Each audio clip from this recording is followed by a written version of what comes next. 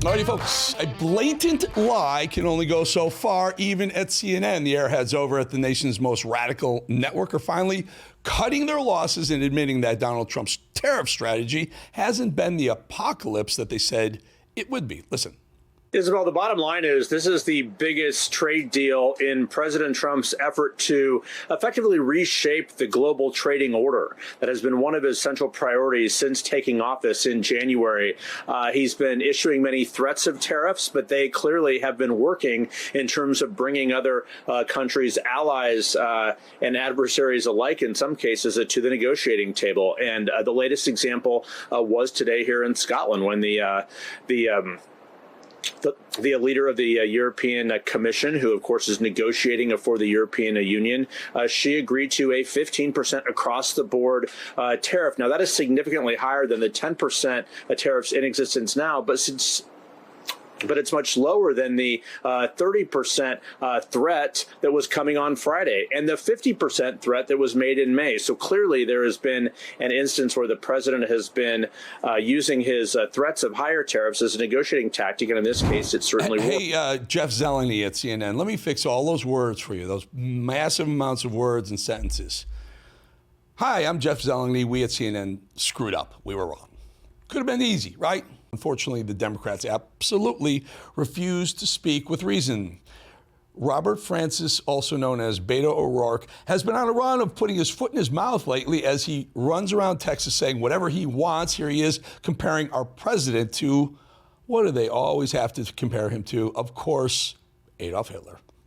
In those 53 days, every time he defied the German Constitution, every time he exceeded his lawful authority, every single time he tried to run past the rule of law, the German press, the German politicians, and most importantly, the German public did far too little, far too late. In the 6 months since Donald Trump has been sworn in, we have been borne witness to him defying federal judges, a co-equal branch of government, dismantling congressionally chartered agencies and departments, colluding with corrupt public officials, and through his executive actions, trying to dispense with the congressional safeguards, the constitutional protections that have kept us up until now a nation of laws and not of kings. So, Beto, I got news for you. Adolf Hitler killed 6 million Jews. Killed them, burned them in ovens. What the hell are you doing comparing Donald Trump to the worst murderous dictator in the history of the world? Are you? Letitia James is back doing what she does best or worst, trying to sue the president of the United States, Donald Trump. Her latest lawsuit is all about SNAP, which has basically become the Democrats' method of giving welfare dollars to illegals. Here's her explanation. Thank you, Attorney General Bonta. The SNAP program is a critical lifeline for tens of millions of Americans throughout our country, and specifically 2.9 New Yorkers. Every day, SNAP benefits make it possible for working families to afford to put food on the table. And more than half of those who receive SNAP are families with children, and more than a third have elderly or disabled family members. Without SNAP, many families would not be able to count on their next meal. For decades, SNAP has prevented people from going hungry and saved countless lives. But now, this administration is attempting to use this program as a tool in their cruel and chaotic targeting of immigrants. It is outrageous. It is unacceptable. No, Letitia, not targeting of immigrants, Letitia. No, Trump doesn't target immigrants. He targets illegal immigrants because we told him to. We elected him to. Letitia James, get the difference? I didn't think so. Letitia James certainly isn't the only Democrat mouthpiece who's willing to tie their reputation to illegal aliens. Jasmine Crockett, you know, that beautiful, so smart lady Jasmine Crockett has been doing it for months. And here's her latest quote, really puts her priorities in perspective. Listen to this from America's dumbest Congresswoman. It is a true honor to serve with this champion for health care to serve with this champion for all people, even those that are undocumented but are truly making this country great. All the illegals who are truly making this country great.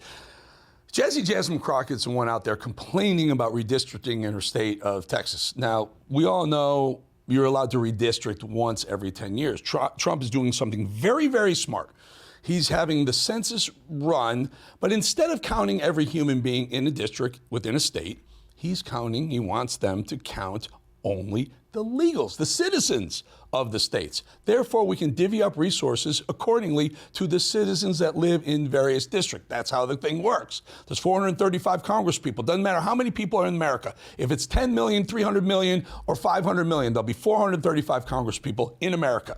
Where they are geographically is how many seats you get in those states, and that's how it's figured. But you gotta stop counting the 20 million illegals. It's not fair to the rest of us who pay taxes, who go through the system the right way, people who come over here the right way, get their citizenship. It's not fair to those folks, all of us, to give those people, illegals, resources that we paid for.